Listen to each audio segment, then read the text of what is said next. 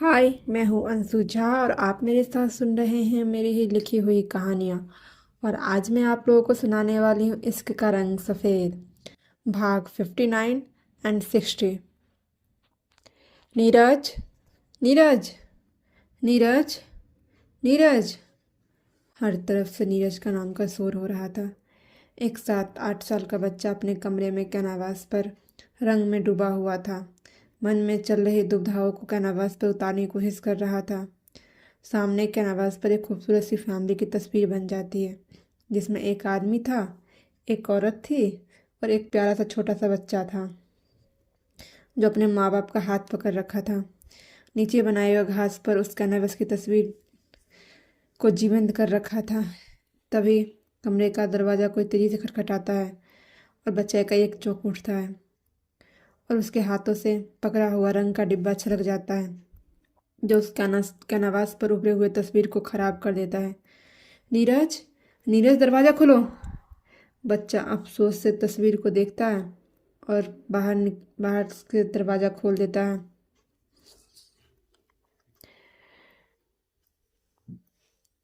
क्या हुआ छोटी माँ?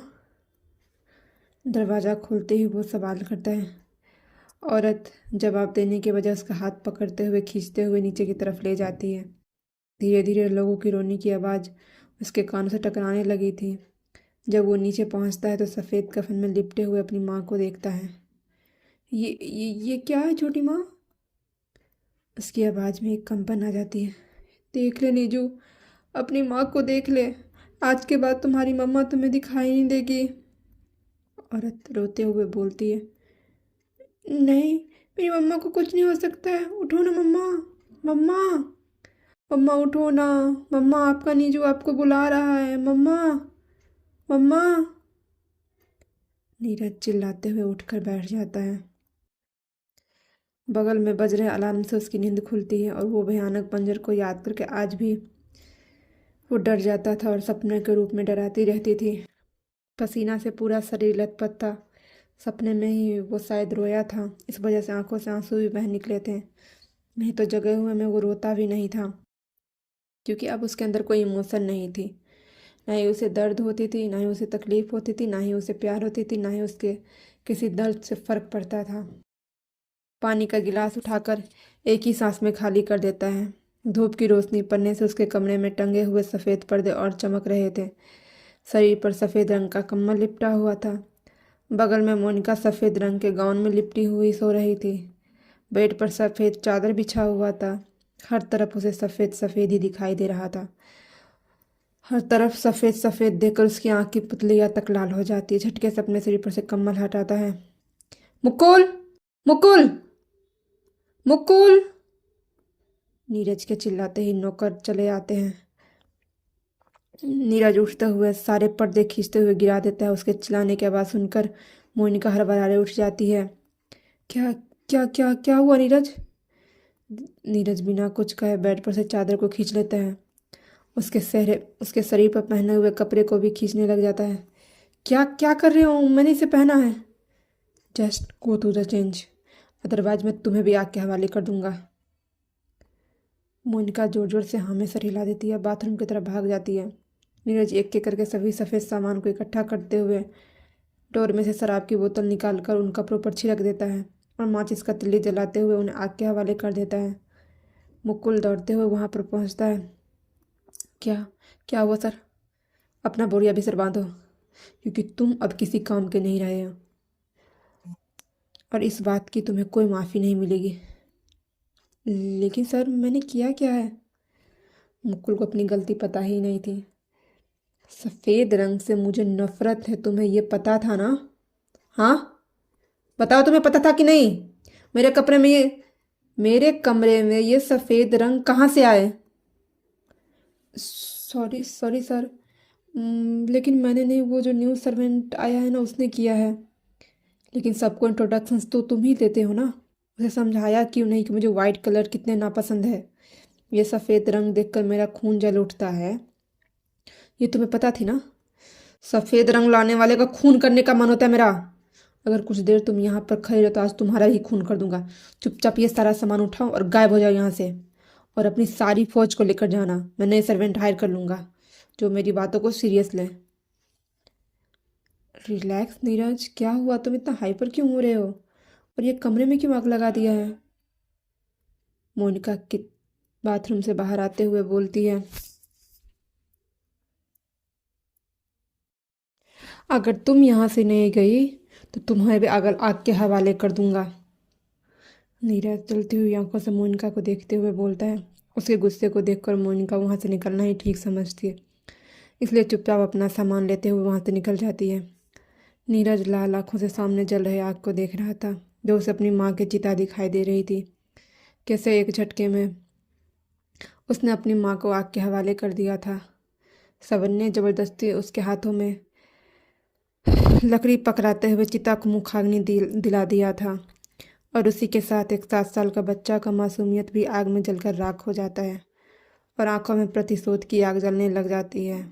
और वो प्रतिशोध की आग में हर रोज़ जलता है, अपने अंदर उस प्रतिशोध की आग को ठंडा ही नहीं पड़ने देता है। जब तक अपने पिता का अपना किए हुए गुनाह का सजा नहीं देगा, तब तक उसके अंदर की यह प्रतिशोध की आग नहीं बुझेगी। धीरे धीरे सब कुछ राख में तब्दील हो जाता है, जैसे उसकी माँ हो गई थी। आंखें पूरी तरह से भरकर लाल हो गई थी, लेकिन वो आंसू का एक कतरा भी वो आंखों से निकलने नहीं दिया था। काफ़ी देर तक वो वैसे ही बैठा हुआ था, राख को देख रहा था। तभी उसकी फ़ोन की घंटी बजती है और फ़ोन की घंटी उसे वर्तमान में वापस लेकर आती है। फ़ोन पर शरद का नंबर दिख रहा था। वैसे तो उसका उठाने का मन नहीं था, लेकिन जैसे ही ध्यान कैलेंडर पर जाता है, ना चाहते हुए फ़ोन रिसीव कर लेता है। और इस बार वीडियो कॉल था। हेलो भाई, गुड आफ्टरनून। नीरज चौंक जाता है। सगाई का असर तुम्हारे दिमाग पर हो गया है क्या? अभी तो गुड मॉर्निंग है, तो ये गुड आफ्टरनून क्यों बोल रहा है? क्या भाई, कैसी बातें कर रहे हैं आप पहले घर ही देखिए, दोपहर के 2 बज रहे हैं। क्या? नीरज पूरी तरह से चौंक जाता है। घड़ी को देखता है तो सच में 2 बज रहे थे। मतलब वो पिछले 6 घंटे से गुमसुम एक ही जगह पर बैठा हुआ था और उसे पता तक नहीं चला था। वो काम की वजह से देख नहीं पाया था। क्या भाई, आपको 1 मिनट का भी समय नहीं का पता चलता है? अब ठीक तो है? रद उसकी लाल आंखों को देखकर परेशान हो जाता है। मैं ठीक हूँ, मुझे क्या होना है? अगर होगा तो तुम्हें जो परेशानी है अपने गले बांधने का उतावला हो रहा है। नीरज उससे बात करके दिमाग डाइवर्ट करने की कोशिश करता है। क्या भाई, लोग शादी करने के लिए मोटिवेट करते हैं और आप मुझे डिमोटिवेट कर रहे हैं। ये देखिए कैसा लग रहा है। शरद अपना कुर्ता दिखाते हुए बोलता है। हम ठीक लग रहा है, मुझे इन सब बारे में कुछ नॉलेज नहीं है। भाई आप आते सगाई में तो कितना अच्छा होता। ऐसे बोलेगा तो शादी में आना भी कैंसिल कर दूंगा। जा अपनी बर्बादी की सीधी चट, मेरा दिमाग मत खा, मैं रख रहा हूँ। अरे आशीर्वाद तो दे दीजिए। मैंने आपसे आशीर्वाद लेने के लिए ही फ़ोन किया था। मैं क्या आशीर्वाद दूँ? कितना भी आशीर्वाद दे दूँ, बर्बाद होने से थोड़ी ना बचा सकता हूँ। चल खुश रह, मैं रखता हूँ, मुझे ऑफिस जाना है। हेलो भाई भाई भाई। शरद उधर से भाई भाई करता रहता। नीरज फ़ोन काट देता है। फ़ोन को बगल में पटकते हुए फिर से नकुल को बुलाने लग जाता है ताकि वो कमरे को साफ़ कर सके। नकुल भी दौड़ते हुए आता है और कमरे को साफ़ करने लग जाता है। सगाई के लिए सब लोग बड़े से होटल में पहुंच जाते हैं। ईशानी इस 5 स्टार होटल को देखकर आसमान में उड़ रही थी। पिंक कलर का फ्लोरल प्रिंट का लहंगा, लहंगे के साथ डायमंड ज्वेलरी भी पहन रखा था और मेकअप करके वो किसी परी से कम नहीं लग रही थी। सीना गर्व से फूला हुआ था। अरे सुशीला दी, जल्दी कीजिए ना, हम लोग लड़की वाले हैं, अगर लेट पहुंचेंगे तो कैसा लगेगा? कैलाश जी अपने पैरों में चप्पल पहनते हुए बोलते हैं। हाँ हाँ बस हो गया, आ रहे हैं। सुशीला जी ब्लू कलर का सिल्क साड़ी को कंधे पर तह लगाते हुए कमरे से बाहर निकलते हुए बोलती है। ईशानी कहाँ है और धानी बहू कहाँ है? धानी बहू का नाम सुनकर सुशीला जी का चेहरा खराब हो जाता है, लेकिन वो तो अपनी चाल पहले ही चल चुकी थी। बस बस पापा मैं आ गई। ईशानी पार्लर से तैयार होकर आ गई थी और अब सबके साथ होटल के निकलने वाली थी। उसके कुछ दोस्त घर पर आ गए थे और कुछ दोस्त वेन्यू पर ही पहुंचने वाले थे। एकाएक एंगेजमेंट होने के कारण रिश्तेदार नहीं आ पाए थे। सब सीधे शादी में ही पहुंचने वाले थे। कैसी लग रही हूँ मैं पापा? ईशानी खुशी से गोल घूमते हुए पूछती है। बिल्कुल परी की तरह। अब जाओ अपनी भाभी को बुला कर लाओ। तभी कैलाश जी का फ़ोन बजने लगता है। हेलो पापा प्रणाम। फ़ोन उठाते ही दूसरी तरफ से ईशान बोल पड़ता है। खुश रहो। पापा ईशानी फ़ोन नहीं उठा रही, उसे दिखाइए ना मुझे। हाँ हाँ ये रही। हेलो भाई कैसे हैं आप? और मैं आपसे नाराज़ हूँ, आप सगाई में नहीं आए। मैं ठीक हूँ, कोई बात नहीं, शादी में आकर सारी नाराज़गी दूर कर दूंगा। ईशान मुस्कुराते हुए बोलता है। भाई बताइए ना मैं कैसी लग रही हूँ? ईशानी फ़ोन को घुमाते हुए खुद को दिखाते हुए बोलती है। बहुत प्यारी, बिल्कुल प्रिंसेस की तरह। तो खुश है ना? हाँ भाई मैं बहुत खुश हूँ। मैं जैसी चाहती थी ना मेरी शादी बिल्कुल वैसी हो रही है जैसा मैंने सोचा था। आपको तो पता है मेरी एंगेजमेंट कहाँ हो रही है? हयात में। ईशानी खुशी से चहकते हुए सारी बातें ईशान को बताया जा रही थी और वो भी मुस्कुराते हुए सुनता जा रहा था। यही तो चाहता था कि उसकी छोटी बहन को दुनिया जहान की सारी खुशी मिले और इतने बड़े घर में रिश्ता होकर शायद वो सारी खुशियाँ उसकी झोली में गिर ही गई थी। लेकिन नसीब, किसका नसीब कैसा होता है ये तो आने वाला वक्त बताता है। कहते हैं ना, नसीब से ज़्यादा और किस्मत से पहले किसी को कुछ नहीं मिलता है और जो दिखता है वो बस माया होता है जिसके जाल में हम फंस कर रह जाते हैं। आप शादी में आएंगे ना? हाँ बाबा मैं शादी में आऊँगा और अपने हाथों से तुम्हारे हाथ उस बेचारे के हाथ में दे दूँगा जिसकी ज़िंदगी बर्बाद होने वाली है। भाई चल खुश रह, भगवान तुम्हें दुनिया के जहान की खुशियाँ दे। Mister Ishaan, mister Ishaan. ईशान के नाम का शोर होने लग जाता है। चलो अब मैं रखता हूँ। अरे अभी मुझसे भी बात कर लिया करो, शीला जी फ़ोन छीनते हुए बोलती हैं। माँ अभी रखता हूँ, बाद में फ़ोन करूँगा, अभी बॉस बुला रहे हैं। ठीक है जा। 3 बजे के करीब नीरज ऑफिस पहुँचता है और ईशान को फ़ोन पर लगे हुए देखकर उसका पारा हाई हो जाता है और वैसे ही आज उसका मूड ऑफ था। मिस्टर ईशान, तुम इतने इनरिस्पॉन्सिबल कैसे हो सकते हो? मैं तुम्हारे ऊपर सारी ऑफिस छोड़कर गई हूँ और तुम काम करने के बजाय फ़ोन पर लगे हुए हो। फ़ोन पर बात करने में तुम्हें सैलरी मिलती है? अभी लंच ब्रेक है। No no sir. तो फिर तुम्हारे जेब से फ़ोन निकला कैसे? सॉरी सर, आगे से ध्यान रखूँगा। अगर दोबारा ऐसे इनरिस्पॉन्सिबल काम किया तो बिना सॉरी बोले ही मैं तुम्हें बाहर का रास्ता दिखा दूंगा। Sorry sir. अब तुम खड़े खड़े मेरा मुंह क्या देख रहे हो? जाकर केबिन में मेरे फाइल को अरेंज करो।